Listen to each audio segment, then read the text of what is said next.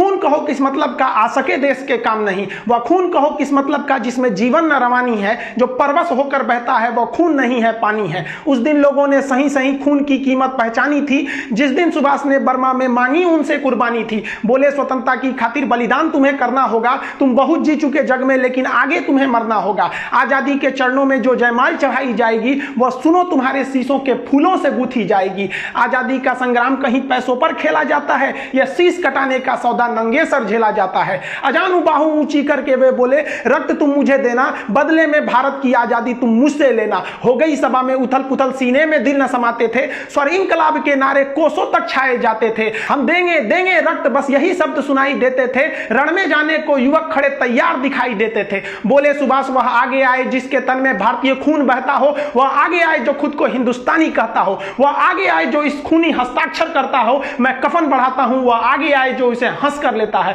सारी जनता हुंकार उठी, हम आते हैं हम आते हैं, माता के चरणों में हम अपना रक्त चढ़ाते हैं। उस दिन देखा साहस से भरे युवक बढ़ते ही जाते थे, चाकू छुरी कटारों से वे अपना रक्त बहाते थे, फिर उस रक्त की स्याही में वे अपनी कलम डुबाते थे और आजादी के परवाने पर हस्ताक्षर करते जाते थे। उस दिन तारों ने देखा हिंदुस्तानी विश्वास नया, जब लिखा भारत के महावीरों ने खून से इतिहास नया।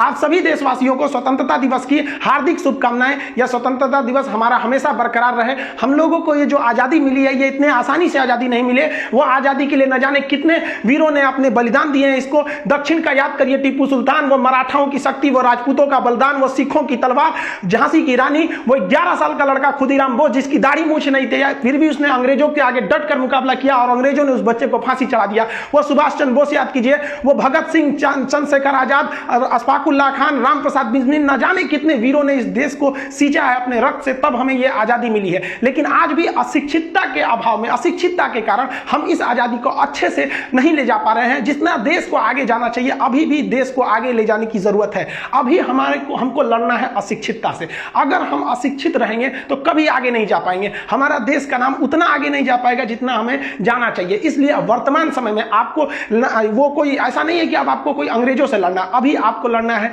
अंधविश्वास से, अभी आपको लड़ना है ऊंच नीच से, अभी आपको लड़ना है क्षेत्रवाद से कि तुम दक्षिण भारत को, हम उत्तर भारत के, तुम बिहारी, हम ये हम वो, मतलब ये सब चीजों से अभी लड़ना है। अभी लड़ना है अंधविश्वास से, जाति धर्म ऊंच नीच, इन सारी चीजों से लड़के हमें एक होना है। और यह जिस दिन हमें लग जाएगा कि नहीं, हिंदुस्तान के हर व्यक्ति के अंदर यह भावना आ जाएगी कि हमने अपने जाति धर्म ये सब बाद में, पहले हम सब एक हिंदुस्तानी हैं, यह भावना जिस दिन आ जाएगी, उस दिन हमें सच्चे मायने में आजादी मिल जाएगी। अभी हमें बहुत कुछ करना है इस देश को आगे ले जाने को। हमें अपने देश को अमेरिका, ब्रिटेन, जापान जैसे देशों के विकसित श्रेणी में लेके आगे जाना है। यह केवल हम तभी ले जा सकते हैं जब हम शिक्षित होंगे। नई शिक्षा प्रणाली भी इसी ओर में कदम बढ़ाने के लिए एक बहुत ही बढ़िया कारगर साबित हुआ है। हम लोगों ने, ऐसा नहीं है कि हम लोग आजादी के बाद हर मोड़ को देखा, ऐसा नहीं कि केवल विकास देखा या केवल मतलब विकासहीन देखा। हम लोगों ने बहुत सारे अच्छे काम भी किए। ग्लोबलाइजेशन, प्राइवेटाइजेशन और जो लिबरलाइजेशन था, उसने देश ने काफी तरक्कियां भी की। हमने कई सारे युद्ध भी देखे। उस कई युद्धों में हमने ऐसी जीत दर्ज की जो पूरी दुनिया में कहीं नहीं देखी गई थी। 71 की लड़ाई में जब 93,000 फौजियों को हमने घुटना टिका दिया था। लेकिन वही युद्ध में हम लोगों ने देखा कि 62 में कैसे हमने मतलब संसाधनों के अभाव में हम लोगों ने उतना अच्छा काम नहीं कर सका। लेकिन उसी 62 के बाद 5 साल बाद हम लोगों ने चाइना को मुंह तोड़ जवाब दिए थे। उसी मुंह तोड़ जवाब का आपको नमूना दिखाते हैं। वुहान में चाइना के एक स्लीपिंग बुद्धा काफी मंदिर प्रसिद्ध है, महात्मा बुद्ध का। वहां पर भारतीय राजनयिक जो दूतावास थे, कॉन्सुलेट में काम करते थे, उनका नाम था कृष्णन रघुनाथन। ये 4 जून 1967 को यहां से जा रहे थे तो इन्होंने अपनी गाड़ी को रोककर इस महात्मा बुद्ध की मूर्तियों के तथा मंदिरों के अवशेष का फोटो लेने लगे थे।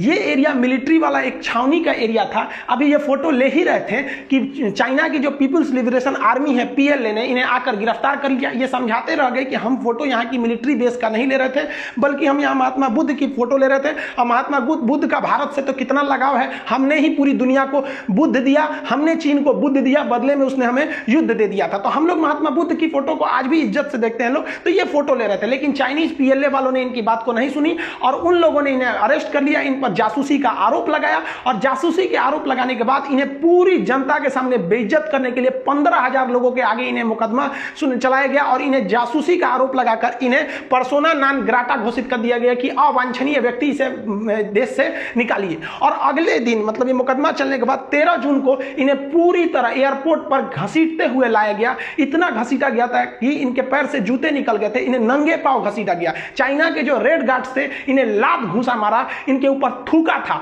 उसके बाद पूरे सरेआम फोटो खींचकर इन्हें भारत में भेजा गया। जब ये दिल्ली एयरपोर्ट पर उतरे थे तो एक बहुत बड़ी भीड़ इनके स्वागत के लिए भी खड़ी थी और साथ ही साथ इस विरोध को भी दर्शाने के लिए खड़ी थी कि हमें भी चाइनीज को उसी भाषा में जवाब देना पड़ेगा। भारत ने भी अगले दिन 14 जून को चीनी राजनयिकों को पकड़ लिया और उन पर भी जासूसी का सेम मुकदमा ठोक दिया और उन लोगों ने भी चिल्लाते रह गए कि हम जासूसी नहीं कर रहे हैं, नहीं कर रहे हैं। भारत ने भी उनकी एक बात नहीं सुनी और उन्हें 72 घंटे का अल्टीमेटम दे दिया। लेकिन भारतीयों के अंदर यह गुस्सा आग बबूला था। उस समय विपक्ष के दबाव में तथा भारतीयों में राष्ट्रवाद की भावना ने इस चीनी कॉन्सुलेट जो दिल्ली में थी उसे पूरी तरह से घेर लिया और वहां के खिड़कियों को पत्थर से तोड़ दिया, दरवाजे तोड़ दिए, गेट तोड़ दिया, आग लगा दिया गया चीनी झंडों में और वहां बहुत से चीनियों को पकड़ के कूच दिया गया थुथुर इनका। तो उनको राम मनोहर लोहिया हॉस्पिटल में एडमिट कराना पड़ा और इनको बता दिया गया कि हमारे जो चीन में बैठे हैं हमारे जो राजनयिक, उन पर अगर तुम कुछ भी करोगे तो यहां तुम्हारे जो राजनयिक दिल्ली में बैठे हैं वो बचकर नहीं जाएंगे। भारत के इस घटना ने जो दिल्ली में उनके राजनयिकों पर हमला किया था, इससे चाइना आग बबूला हो गया और चाइना को लगा कि वो बहुत बड़ा पावरफुल है। उसने भारतीय राजदूतावास जो थी वहां पर उसको घेर लिया और उसके अंदर 63 भारतीय महिलाएं भी थी, उसमें बच्चे भी थे, उन सबों को परिवार के साथ घेर लिया और चीन की जो रेड गार्ड्स थी पूरी तरह से घेर ली। चीन के लोग भी यहां पर तोड़फोड़ करने लगे, यहां के खिड़की दरवाजे तोड़ दिए गए, यहां पर भी थोड़े बहुत आगजनी किए गए। लेकिन यहां चीन ने वो चाल किया कि यहां पर सप्लाई लाइन रोक दी गई। जो छोटे बच्चे थे उनके लिए जरूरी नाश्ता, खाना, दूध, पानी, ये सबको भी सप्लाई रोक दिया गया। और हद तो तब हो गई जब वहां पर अमेरिका, ब्रिटेन, जापान जैसे देशों के भी दूतावास थे, उन लोग भी क्या किए कि अपनी मदद से भेजे कि उस सामान के अंदर जो लोग हैं वो लोग भी कुछ खा पी ले।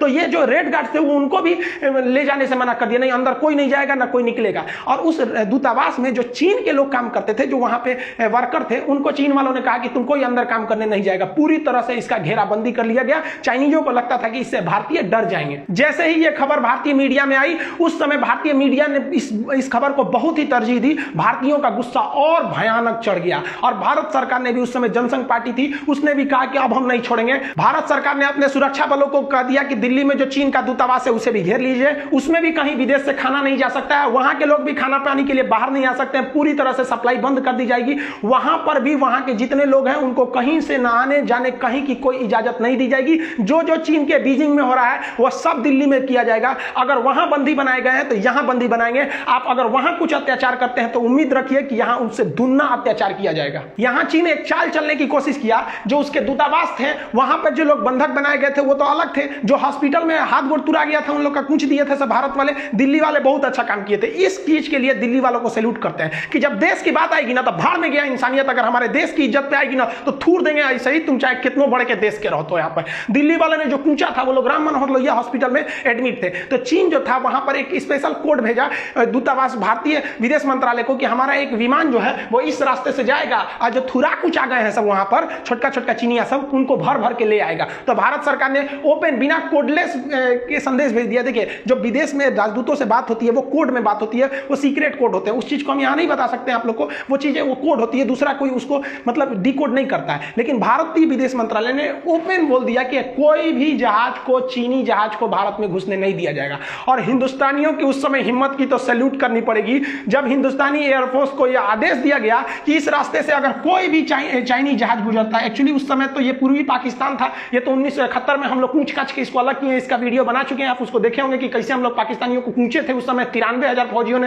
हाथ जोड़ के सरेंडर किया था कि मत मारिए हमको। तो यहां से वो लोग घुसना चाहते थे। तो भारतीयों ने एकदम प्लान बना दिया था कि एयरफोर्स को सख्त आदेश था कि कलकत्ता से एयरफोर्स उड़ान भरेगी और चीनी विमानों को इस तरह से घेर लेगी कि उन्हें इलाहाबाद या लखनऊ पर उतरने पर मजबूर कर दिया जाएगा। अब एयरफोर्स घेर लेगी तो उतरेंगे क्या नहीं, आगे जाके जहाज, एयरफोर्स की जहाज तो छोटी होती ना, कलाबाजी करने लगे, आगे ऐसे ऐसे करेगी अपने से उलट जाएगा, हम लोग क्या करेंगे, डरा के उलट दिया था। तो ये लोग चीनियों को था। दूसरा कि अगर ये लोग ढिठाई करेंगे तो भाई हम लोग किसी पे डायरेक्ट हमला भी तो नहीं कर सकते, सिविल एयरपोर्ट है, कोई मान लीजिए कोई लड़ाकू जहाज तो भेजा नहीं था, वो सवारी वाला था। अगर दिल्ली पहुंच भी जाता है तो भारत के पास एक और रास्ते थे कि ससुरा का पेट्रोल नहीं भरने दिया जाएगा, अब ले तो ढकेल के नहीं ना ले जाएगा यहाँ पे। तो ये रास्ते थे। चीनियों को पता चल गया कि भाई साहब ये तो भारत वाला सब एकदम भड़क गया है, 1962 नहीं है ये तो अब तो गड़बड़ कर देगा। तो चीनियों ने डर के मारे जहाज नहीं भेजा, उसके पायलट आने से मना कर दिए, नहीं जाएंगे वहां, एयरफोर्स तैयार है, हम लोग को इससे लड़ेंगे, हम लोग एयरफोर्स मार देगा सब, इसको दिक्कत हो जाएगा। चीन वाले आए ही नहीं सब। तब चीन को समझ में आ गया कि हम भारत को एक बार धोखा दे सकते हैं, दोबारा धोखा नहीं दे सकते हैं। हम सबको सजग रहना चाहिए। पाकिस्तान और चीन पर भरोसा करना और उनसे दोस्ती रखना मतलब अपने बेडरूम में सांप को सुलाना है। इस साले कब काटेंगे सब किसी को नहीं पता है। ये पैदे इसीलिए हुए हैं सब ताकि इनको धोखा दिया जाए। चीन को उसकी औकात समझ में आ गई कि अब हमारे जो राजदूत जो फंसे हैं दिल्ली में, आधा तो हॉस्पिटल में से, आधा दूतावास में से। अब भारतीयों का गुस्सा एकदम बढ़ते जा रहा था। तभी खबर आई कि चीन ने भारतीय दूतावास जो चीन में है उसकी जो घेराबंदी की थी उसे हटा दिया गया, खाने पीने की सप्लाई फिर से चालू कर दी गई। तब भारत ने भी यहां क्या किया कि जो उनके राजदूत थे जिन पर जासूसी का आरोप लगा था, तो हमारे कैसे जासूस हमारे दूतावास को पीट पीट के आप लाए थे हमारे राजदूत को, भारत ने भी उनको घसीटते हुए रोड पर लाया, ऐसी ही भीड़ में लाया, अब फोटो खिंचवा के एयरपोर्ट पे बैठाया, पूरी दुनिया को दिखा दिया कि देखिए ये चाइना का राजदूत है। और हद तब भारत ने कर दिया जब भारत ये सब होने के बावजूद चीन को स्पष्ट संदेश भेज दिया कि आपको भारत में दूतावास खोलना है तो खोलिए, लेकिन आपकी सुरक्षा की गारंटी हम नहीं लेते हैं, क्योंकि हमारी देश की जनता कूच देगी ना तो फिर हम नहीं है। आपका मन है तो रखिए, नहीं मन है तो मत रखिए। चाइना ने 80% लोगों को बुला लिया। हमको तो लगता है ससुरे भाग गए सब डर के मारे काठमांडू के रास्ता से कि दिल्ली वाला कूच देगा। सब एक नंबर काम किया सब दिल्ली वाले। तो आपको क्या लगता है चीन बहुत शक्तिशाली है? हम लोगों को देखिए सबसे बड़ा रिस्क क्या होता है, रिस्क नहीं लेना। इतनी औकात नहीं है। हम सब जिस दिन एक खड़े हो जाएंगे ना उस दिन औकात दिखा देंगे चाइना के कि तुम क्या चीज हो। बस चाइना में क्या है कि वहां पे देश बड़ा होता है, वह अंदर वो लोग क्या है ऊंच नीच, वहां पे भी है गरीबी अमीरी जात धर्म वहां भी है, लेकिन वो देश के नाम पर एक हो जाते हैं। हम लोग को क्या है कि भाई साहब हम लोग किसी किसी के क्या है अंधभक्त है और किसी के अंध विरोधी है। मतलब वो कुछ करेगा हम ससुरा का विरोध करेंगे, और कुछ ऐसे भी लोग हैं को कुछ भी करेगा तो समर्थन करेंगे। ऐसा नहीं है। जब देश की बात आनी चाहिए तो हम सबको एक हो जाना चाहिए। आप कमेंट करके बताइएगा कि भारत के लोगों ने जो पूछा था 1967 में वो ठीक किया था कि नहीं, और क्या 2020 में भी गलवान में घुस के पूछना चाहिए कि नहीं पूछना चाहिए। हमारे हिसाब से तो मोदी जी को कहना चाहिए कि एक बार छूट दे दीजिए गलवान जाने का, ससुरा पूछ के आ जाएंगे लोग, एक नंबर रहेगा। 1962 से लेकर आज तक दहल रहा है दिल में, कितना देर से आग लेके रखेंगे। ज्वालामुखी जो होता है ना उसको फटना जरूरी होता है, नहीं तो एक दिन बड़ा भयानक विस्फोट कर जाता है। और अरुणाचल प्रदेश से लेकर लद्दाख से लेकर हम सबको साथ खड़े रहना पड़ेगा। और बहुत हम हाथ जोड़ के आप सबका धन्यवाद देते हैं जो चाइनीज सामानों का बहिष्कार किया, तो गवर्नमेंट को इतना मनोबल मिल गया ना कि गवर्नमेंट को एकदम विश्वास हो गया कि नहीं हम अब चाइना से युद्ध भी कर देंगे ना तो पब्लिक हमारे साथ में है। ये चीज बहुत बेहतरीन है। राष्ट्र के पहले हमारा राष्ट्र होना चाहिए, पहले हमारा राष्ट्र, बाद में कुछ है हम हैं, पहले हम हिंदुस्तानी हैं।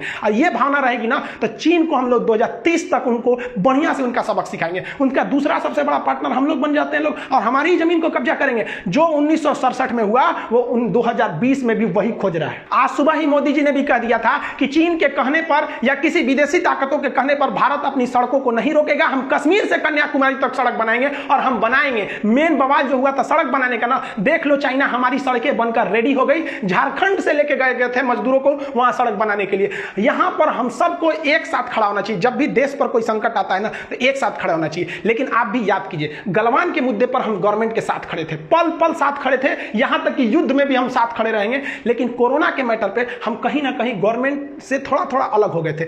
गवर्नमेंट जो लॉकडाउन खोली थी या जो इसमें जो ढील दी वो गवर्नमेंट को पता था कि हम लोग जो दे रहे हैं इससे कोरोना बढ़ेगा, लेकिन मीडिया ने या फिर पब्लिक ने इतना ना प्रेशर बना दिया जिसका कोई हद नहीं। ये मानते हैं कि लॉकडाउन से गरीबी बढ़ेगी, भूखमरी आएगी, बहुत से लोग की जान भी जाएगी, लेकिन इतना तो हम गारंटी लेते हैं कि लॉकडाउन से 40,000 लोग नहीं मरते जो कोरोना से मर गए। अब क्या पता कि कितने अच्छे अच्छे लोग मरे। अब्दुल कलाम जब ट्रेन में अखबार बेचते थे तो आपको पता था क्या कि साइंटिस्ट बन जाएंगे। आप जब ये नरेंद्र मोदी चाय बेचते थे तो आपको पता था क्या कि यही नरेंद्र मोदी एक दिन चाइना में गलवान वालों को मुंह में आंख मिला के कहेगा कि वापस जाओ नहीं तो हम नहीं हटेंगे। कुछ भी देखिए, कोई भी व्यक्ति मरता है तो वो कुछ इस देश के लिए वो एक बहुत अभिन्न हिस्सा होता है। तो कोरोना से जितनी जान गई शायद लॉकडाउन से उतना नहीं जाता।